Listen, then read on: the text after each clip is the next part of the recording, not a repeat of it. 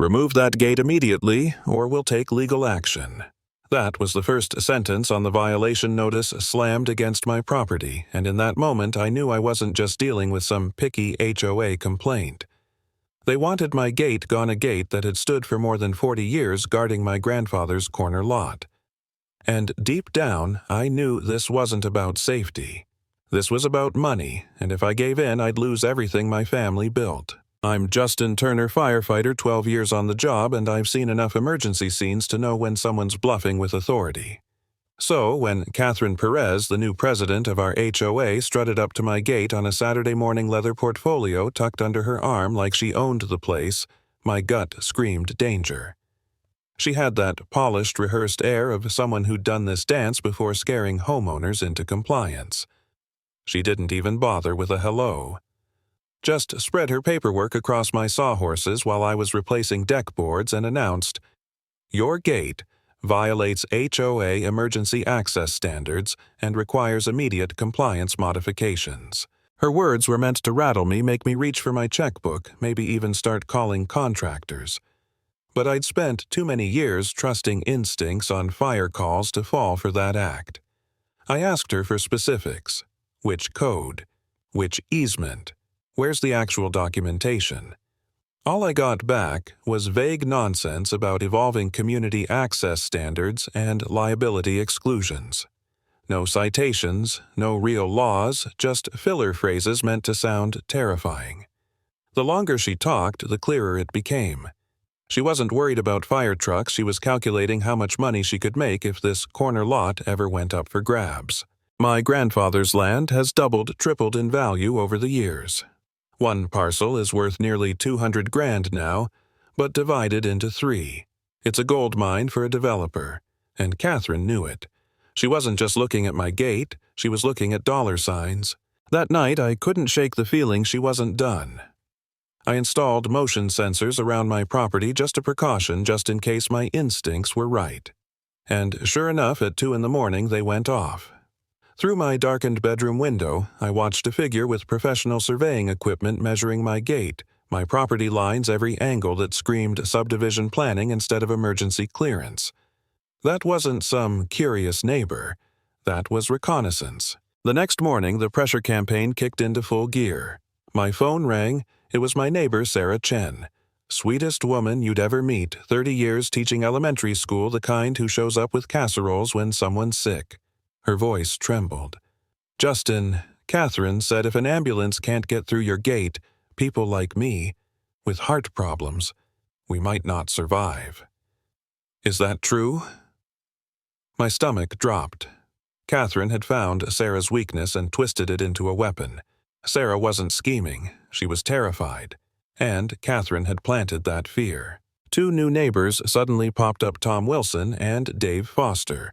Both claimed to be retirees from California looking for small-town values. Both paid suspiciously low prices for their houses' cash transactions, 35% below market value. Both joined Catherine's Emergency Access Committee the second they moved in. And both parroted the exact same phrases Catherine used: insurance liability clearance standards, emergency access, like they were reading from a script. I started doubting myself. Maybe I was crazy. Maybe I was just being paranoid. Catherine had her polished speeches, her paperwork, her little army of new neighbors. I was just one guy with a stubborn gait. One night, I sat there staring at the violation notice, thinking maybe I should just rip the damn thing down. Maybe it wasn't worth the fight. My grandfather's cabin, my corner lot. What if I was holding on too tight? But that doubt didn't last. Rebecca Martin, my retired lawyer neighbor, snapped me out of it.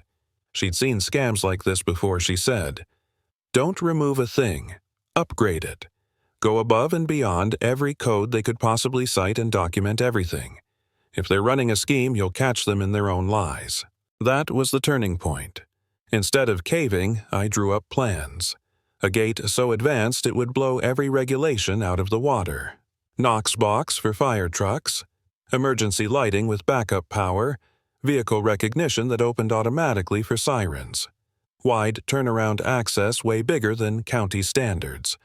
On the surface, it was compliance perfection. Underneath it was a surveillance fortress camera's audio logging systems. If Catherine and her crew wanted to keep pushing, every word, every move would be caught in high definition. And they did keep pushing. Michael Stevens showed up one Friday morning flashing a county inspector badge. He announced he was there for a mandatory emergency compliance assessment. But when I asked for chapter section revision year, he stumbled. His papers cited codes I'd never heard of, nothing in 12 years of fire department experience. He couldn't explain the supposed regulations. My cameras caught it all, his fumbling his counterfeit ID, every false word.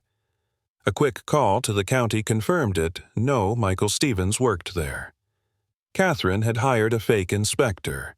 That alone was felony government impersonation. By then, I had a mountain of evidence videos of Catherine measuring frontage lines that had nothing to do with safety recordings of her talking about environmental remediation as the next pressure tactic payment trails from her LLC to Michael.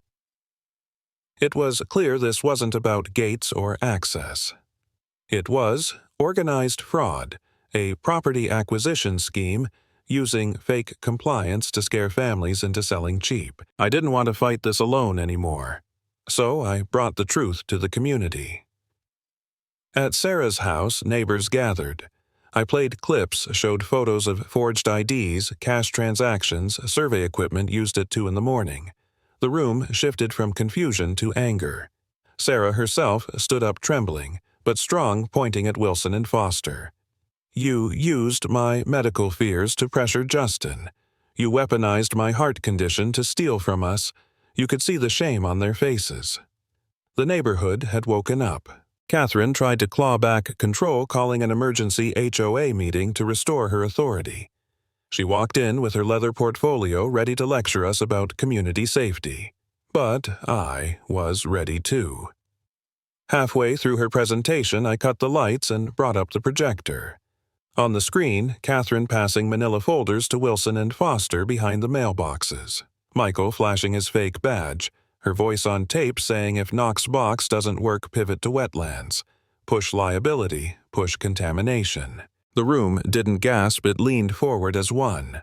Slide after slide, video after video, the pattern unfolded. This wasn't safety. This was fraud.